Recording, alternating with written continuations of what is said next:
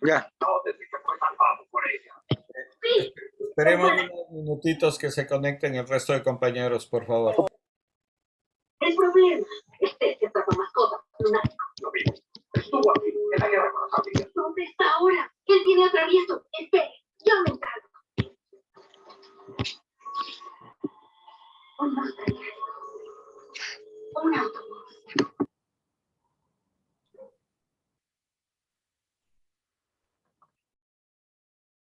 Lo primero que debemos destacar son los orígenes del género en el séptimo arte.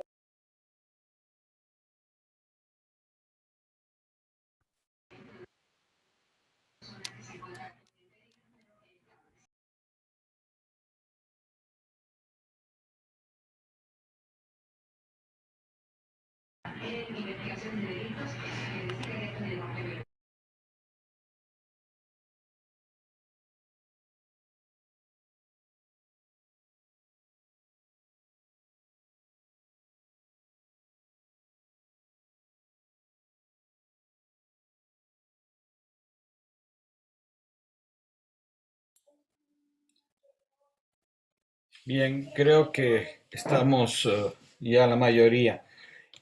Lo que les decía es que el surgimiento no solo de los géneros cinematográficos, el surgimiento de la industria, ¿no? Viene vinculado a varios factores. La creación de esto, del Star System, es decir, los actores de fama, de renombre, de cartel, que van a permitir vender las películas.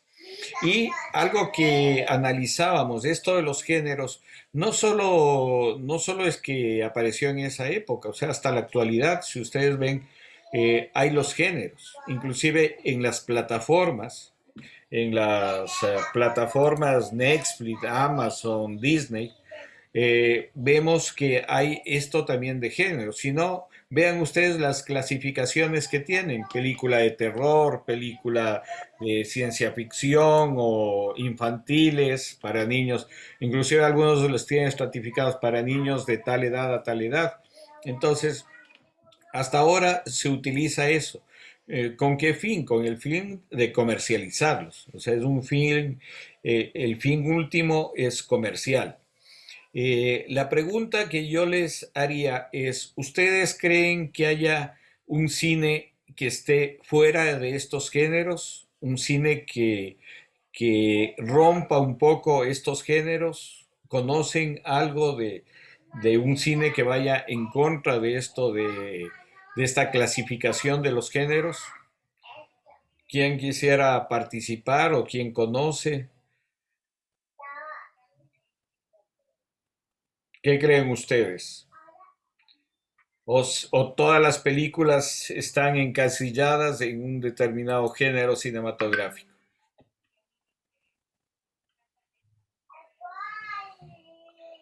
Vamos con Giovanni, por favor.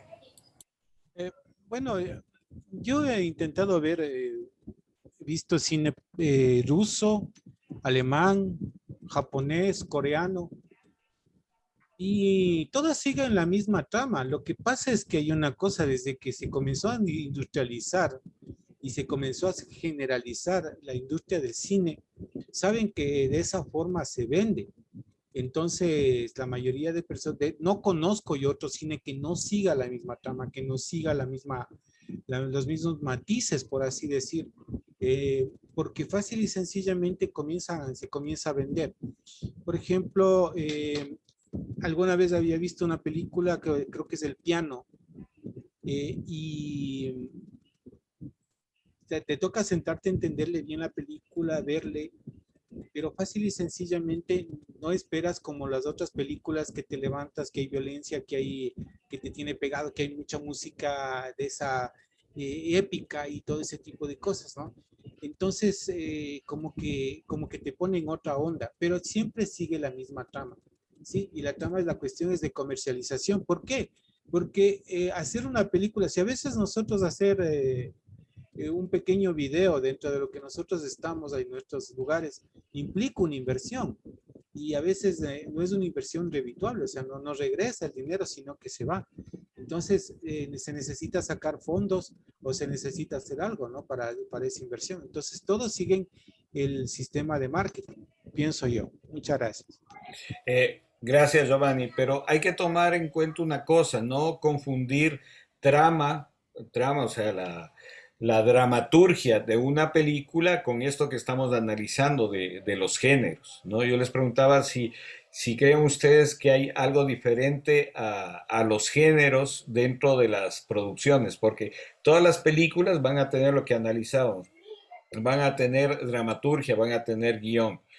Vamos con Mauricio, por favor. Buenas noches, Carlos y a todos los compañeros. Sí, pienso que es a veces un poco difícil encontrar una película que no esté dentro de estos géneros. Eh, yo tal vez que tuvimos esa vinculación con la Cinemateca, pudiera en los festivales que habíamos organizado entre los suizos, festivales de películas que nos llegaban a través de las embajadas, pudiera tal vez haber allí una que otra película que no se haya encasillado en estos géneros. Pero yo me acordaba de una película, Carlos, se llama El Baño, una película china, que no sé si tal vez a esa la pudiéramos un poco sacar tal vez de algún género, porque más era algo narrativo, más era de un diálogo, ¿no? Eso nomás, Carlos. Gracias, Mauricio. Bien, saben que sí hay algo que se diferencia de esto de los géneros, porque justamente el género aparece vinculado a la industria y a la industria norteamericana del cine. Por eso es que en el mundo, después de la posguerra, después de la Segunda Guerra Mundial, comienzan a aparecer movimientos en algunos países, ¿no? Contestatarios a esta producción hollywoodense que encasilla, que enmarca todo dentro de los diferentes géneros, ¿no? Y de ahí es que tenemos la Nouvelle Vague francesa, tenemos también el neorrealismo italiano, que comienzan a generar sus propias historias y sus propios géneros, ¿no? Entonces es muy importante entender esto. Y también el cine de autor. El cine de autor justamente va en contra de esta línea de enmarcarse, de encasillarse, porque las productoras es así y en el cine norteamericano inclusive el realizador no tiene la decisión de corte. ¿Qué significa esto? Él no tiene la edición final. O sea, la edición final tiene el productor, o sea, tiene la casa productora.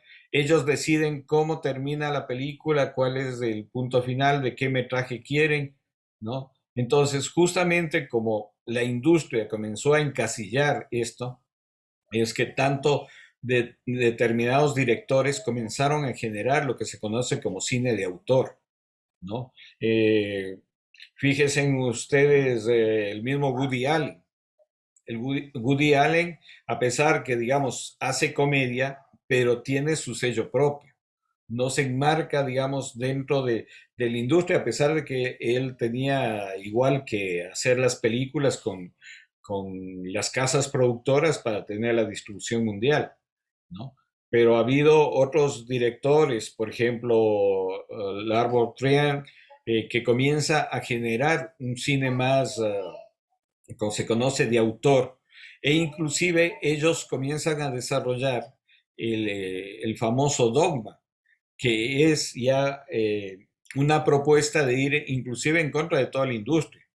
Ellos comenzaron en el año 95, que crearon esto, Dogma 95, es que tenían 10 reglas, que es filmar, por ejemplo, sin actores conocidos, filmar con gente común, filmar sin postproducción, todo es con el sonido directo que grabaron en ese momento. Entonces, son 10 reglas que ellos pusieron que no tuvo mucho efecto porque luchar contra una industria que está institucionalizada a nivel mundial es un poco difícil. Cristian nos quiere decir algo, por favor. Precisamente yo que quería hablar de eso, pues, ¿no? La existencia del cine de autor, el aparecimiento del cine de autor, que, bueno, si nos remarcamos a la primera clase que teníamos en donde hablábamos sobre el tema del movimiento surrealista, ¿no? El cine de autor viene a ser ese equiparable, ¿no? De que todos pues hacen lo mismo, siguen una misma línea y nosotros vamos a hacer todo lo contrario, ¿no? Entonces a mí también me surge, ¿no? Esta temática, esta contrariedad de ver siempre, bueno, pues creo que es por parte del conocimiento médico, ¿no? Nosotros sabemos siempre que hay algo que se presenta la mayor parte de las veces y a veces se presenta de una forma diferente o totalmente contraria, pero para nosotros sigue siendo parte de lo mismo y es algo que siempre hemos tenido aún en cuenta. Entonces, para mí, cuando aparece un tipo de estas cosas, de que es muy contrario a lo común, pues para mí es más de lo común, porque se está rigiendo por las mismas reglas en realidad. Entonces, como yo hablaba del cine el género surrealista, ¿qué hacía? Tomar las normas de lo anterior y hacer lo contrario. Entonces, prácticamente te estás rigiendo por las mismas, solo que haces lo opuesto. Entonces, a veces también considero eso, que el cine de autor pues está haciendo, mira todo lo que hace la industria, pues y hace lo contrario. Entonces, de ahí por qué no siempre funciona, porque el simplemente hacer lo contrario no tiene un orden. Entonces, no tiene, si no tiene un orden, tiene que tener un objetivo, una estructura como tal. Entonces, por eso lo que siempre recalcamos, incluso en teatro, uno para romper las reglas debe conocerlas. Entonces dado eso, en que primero tienes que conocer todas estas reglas, conocer toda esta secuencia para poder saber cómo alterarla, en dónde alterarla, y luego de que la tomes como base y hagas totalmente lo contrario, pues entonces ya no lo convierte en algo totalmente diferente, sino en una variación de lo que ya existía. Pero sí, pues existe el cine de autor, es el único que se me ocurre. Una película que he visto, pues es El color de las granadas. Me rompió la cabeza totalmente, ¿no? Pero eso es de las películas que han logrado hacer eso, ¿no? Pero pues, como ya les decía, pues esa particularidad pues, que tenemos los médicos de hallar lógica, de encontrar relaciones en cosas que parecen que no tienen ni sentido, pues como lo decía Isabel Ordaz, a veces le decimos a un médico tontera y media y el médico logra determinar exactamente qué es lo que tenemos. Pues no sé de dónde viene esa habilidad, en realidad también a veces me lo pregunto, pues eh, sí, hallaba yo lógica en el color de las granadas, ciertas lógicas, ciertas escenas que me parecieron muy maravillosas, como la escena de un montón de libros abiertos durante un viento en un día extremadamente soleado. Entonces es una imagen maravillosa totalmente. Yo amo el viento totalmente. Entonces, me pareció maravilloso eso. Entonces, existe el cine de autor que trata de no irse a la comercialización, ¿no? Sino mostrar algo. Ahora, pues, ¿a qué va el hecho de que yo lo considero también parte de lo mismo? Pues, al hecho de que sabemos que la industria se adapta, la industria nunca pierde, la industria siempre se adapta. Entonces, al día de hoy la industria también vende cine de autor. Entonces también vende películas en que coge, le dice pues al director, a un creador, pues mira, puedes hacer lo que tú quieras, ¿no? Te vamos a dar todo el presupuesto, los actores que tú pidas, las locaciones que tú pidas, lo que tú quieras poner, todo lo que tú quieras poner, pues lo vamos a poner en la pantalla.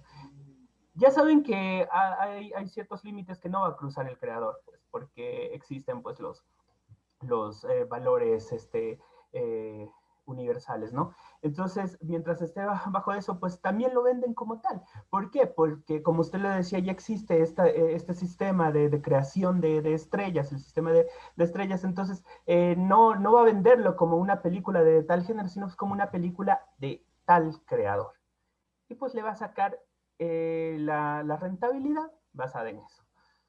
Bueno, pues hasta qué cierto punto existe una película que no siga ninguno de los géneros, pues esperemos que en algún momento surja una y sabré qué película es. Bueno, sí hay algunas películas que tratan de romper todo eso. Hay una famosa, pero es difícil conseguirla. Yo la vi en cine, una película búlgara que se llama Ilusión, ¿no? Pero también, ojo, no confundir. Muchas veces confundimos, lo que digo, la estructura dramatúrgica con esta cuestión del género. ¿Por qué esta cuestión del género estaba marcado por la producción, por las casas productoras? Porque también comenzaron a haber ciertos criterios políticos, ¿no? Ciertas leyes políticas que se estaba desarrollando en Estados Unidos. Acuérdense ustedes que muchos de estos cineastas, el mismo Chaplin, que, que viene de Europa hacia Estados Unidos, eran gente progresista, eran gente que tenían un pensamiento, digamos, de izquierda, de avanzada, ¿no? Y Estados Unidos se da cuenta de esto, de que en la industria del cine, lo que ellos decían, hay bastantes comunistas, y comienza la cacería de brujas que se conoce en la época de MacArthur, ¿no? La famosa cacería de brujas, que a todos estos intelectuales que eran escritores, directores, actores, les comienzan a perseguir y les comienzan a eso, a no dar trabajo, a tratar de votar de la industria, inclusive a los que eran extranjeros, a votarles del país. ¿No? Hay un montón de cosas que son terribles. Giovanni creo que mencionó la cuestión de los japoneses. Estados Unidos comenzó inclusive y ellos mismos lo han reconocido, hacer campos de concentración de los japoneses en Estados Unidos. Ellos tenían sitios en donde metían a los japoneses y eran gente que había emigrado hacia Estados Unidos hace muchos años y que tenían sus familias y todo, y a partir del conflicto de la Segunda Guerra Mundial crearon estos campos de concentración y metieron a esta población que era mínima japonesa en estos campos porque les creían enemigos, espías, ¿no? Entonces se dio mucho de esto, ¿no? Y como digo, nada es santo, nada es casual, sino que todo tiene una intencionalidad. Entonces, cuando se comienza a desarrollar esto de los géneros, es justamente también eso, ¿no? El, si uno comienza a hacer un análisis ya más profundo, inclusive de las novelas policíacas que se escriben, las novelas policíacas comienzan a marcar algo que está mucho en el cine norteamericano y en la novela norteamericana de esa época, el bueno y el malo, esta dualidad de que eres bueno o eres malo, ¿no? Y esta visión occidental de lo bueno y el malo está muchas veces marcado por otras concepciones que tienen otras culturas. Nuestras propias culturas aborígenes no había esta dualidad del bien y del mal. Había inclusive una visión triple o cuádruple de lo que es el bien, el mal o el tal vez, ¿no? Entonces, hay que hacer eso, un análisis profundo de eso, porque sí hay detrás de todo esto una visión ideológica que a lo largo de los años se ha venido desarrollando y que poca gente es crítica con respecto a lo que está viendo en este sentido, ¿no? En este sentido de estos mensajes que nos trataban de dar a través de esto. Quiero aquí hacer una pausa para presentarles, como siempre, un trabajo de la Cinemateca, ¿no? Que ahora he seleccionado. Se llama El terror de la frontera.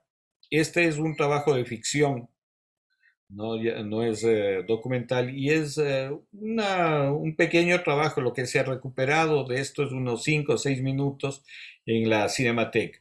Entonces, quiero presentarles este trabajo, quiero que lo vean y después seguimos conversando, porque tiene mucho que ver con la temática esta de los géneros y la influencia de lo que ha significado el cine norteamericano en nosotros.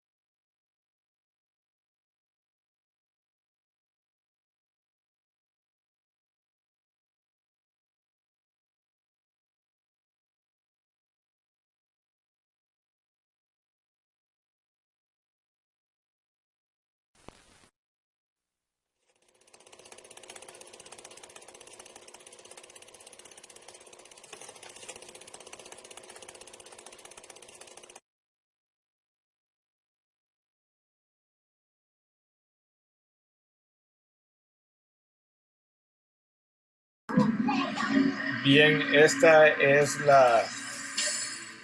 la producción que les quería enseñar, que se llama El terror de la frontera. Fue realizada en el año de 1929, ¿no? Por Luis Martínez, eh, de origen ambateño, que viene a estudiar a Quito y ahí tiene de compañero al hijo de un mexicano que tenía una cámara de 9.5 milímetros, que eran las cámaras caseras, digamos, que se utilizaban en esa época, y con esta cámara deciden hacer esta producción. No es la primera ficción del cine ecuatoriano, porque como les comentaba, Augusto San Miguel, él comenzó a hacer cine y producciones de ficción en el año de 1914-18, ¿no? Pero lamentablemente no tenemos una sola copia de esas películas. Este sí es el primer material de ficción que se conserva en la Cinemateca Nacional. Bien, quisiera eso, que ver cuál es la impresión que les ha dejado ver este primer film ecuatoriano, este primer western ecuatoriano, ¿no? Realizado en el año, ya les digo, de 1929. Entonces, ¿quién quiere opinar? ¿Quién quiere decir algo de esta producción o de los géneros, del, del texto también de pronto?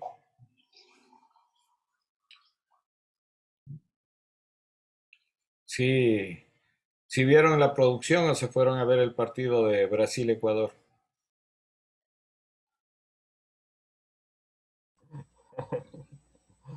Vamos con Giovanni, por favor.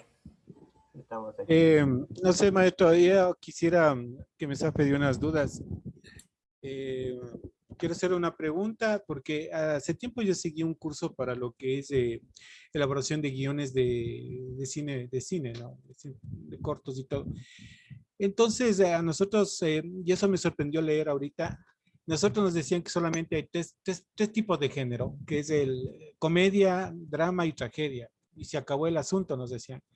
Lo demás son fusiones que se comprometen con los demás géneros, o sea, se fusionan entre los tres y dan vida a otros subgéneros que se puede trabajar bajo el estilo de, por ejemplo, bajo el estilo de, puede serse una tragicomedia bajo el estilo de western, por ejemplo, ¿no? Al puro estilo de western. O puede hacerse una tragedia bajo el estilo de una época medieval.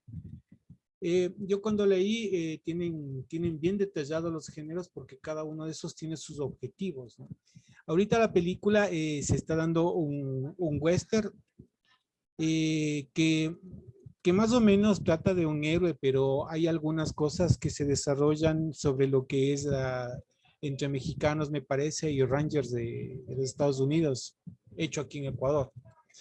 Entonces, para mí existe ya una pequeña confusión de saber, o sea, eh, está definido como tal los géneros de cine y puedo seguir solamente diciendo que solo hay tres, o hay la diversidad que existe, o puedo solamente sugerir como subgéneros todas las combinaciones que existan de los tres. Esa es mi cuestión ahora, ¿no? De ponerme a ver.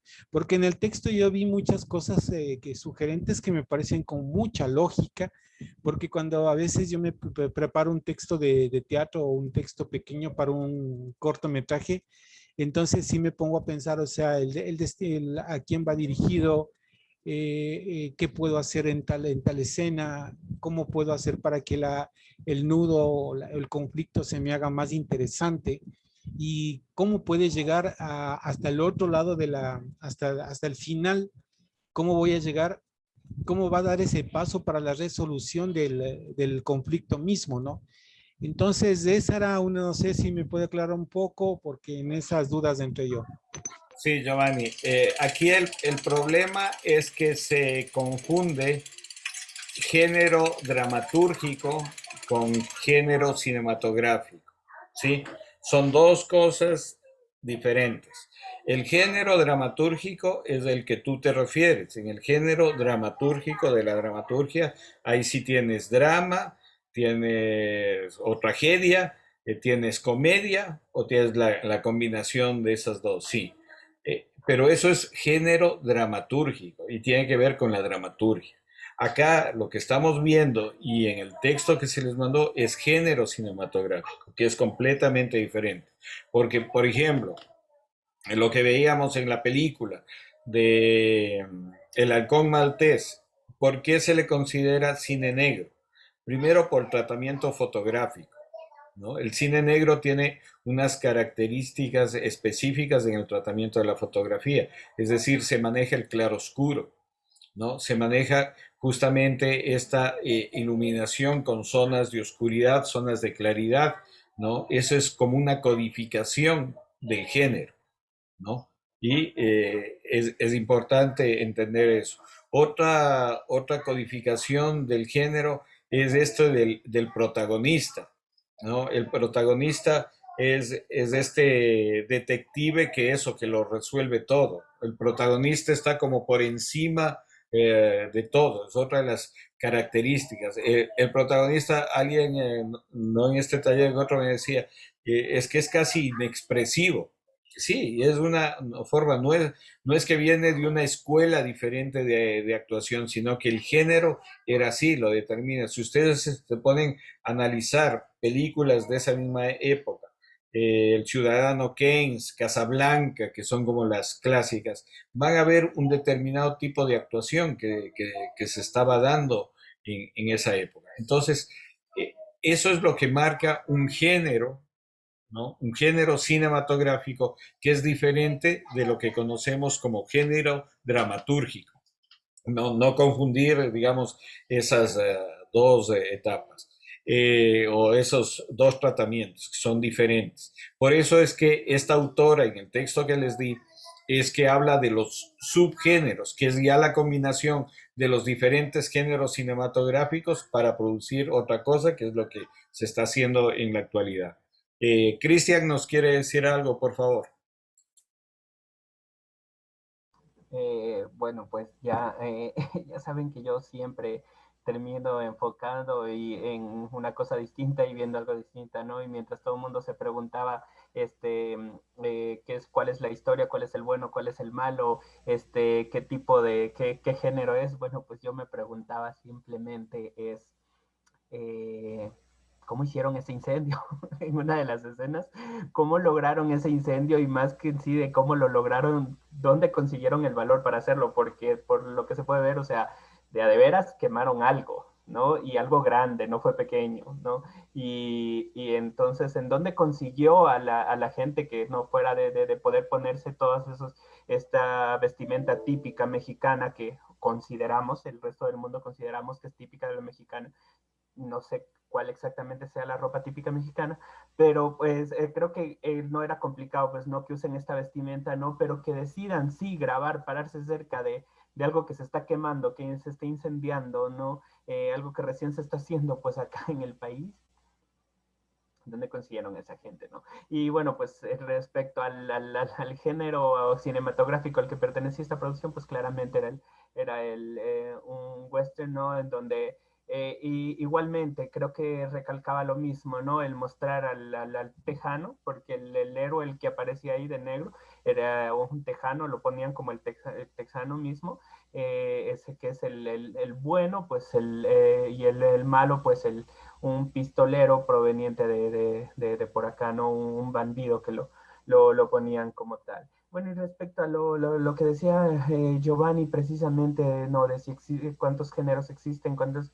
Yo creo que sucede como con los colores, ¿no? Que existen pues unos colores base que son amarillo, azul y rojo, y luego pues todos los que se forman por combinaciones de estos o por combinaciones de entre ellos o por agregar los colores neutros y diferentes cosas. ¿Esto hace que no sean colores? Pues no, también siguen siendo colores. Entonces, pero es importante saber que los colores bases fueron amarillo, azul y rojo, pues sí, pues sí. Entonces, claro, como usted lo dijo, hay una cosa entre lo que es el es género dramatúrgico y género cinematográfico. Hay cosas son muy diferentes, ¿no? Pero sí es muy importante pues saber de dónde vienen, tanto un género como un subgénero, de dónde viene y cómo viene, ¿no? Pues porque no es simplemente yo voy a hacer gore y punto, no, pero el gore de dónde vino, ¿no? De qué elementos se nutrió, de cuál fue su fuente principal y cuáles fueron las otras. Así es como se forma el arte, ¿no? El arte no tiene una sola vertiente, una sola corriente, entonces no es que yo tengo que estudiar estas tres cosas y en estas tres se tienen que encasillar y tiene que ser esto o tiene que ser esto, ¿no? Pues como dice Roberto Pérez Toledo, pues en el Club de la L a veces viene todo junto, ¿no? Gracias, Cristian. Sí, efectivamente.